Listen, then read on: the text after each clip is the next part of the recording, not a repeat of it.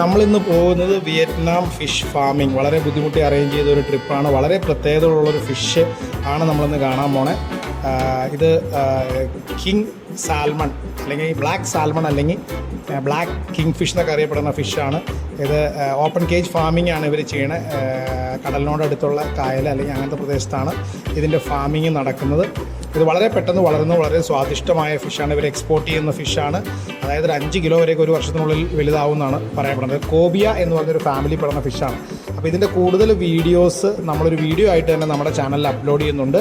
അപ്പോൾ അത് നോക്കിക്കഴിഞ്ഞാൽ നിങ്ങൾക്ക് കുറച്ചുകൂടി ഡീറ്റെയിൽസ് കാണാൻ പറ്റും. ഇവർ കൂടുതലും ഇതിന് പ്രോട്ടീൻ റിച്ച് ആയിട്ടുള്ള ഫിഷുകൾ, ചെറിയ ഫിഷിൻ്റെ ഇതും ഒലീവ് ഓയിൽ അങ്ങനെ മിക്സ് ആയിട്ടുള്ള ആഡ് ചെയ്ത സാധനങ്ങളാണ് ഇവർ ഫുഡായിട്ട് കൊടുക്കുന്നത് ഈ ഫിഷിന്.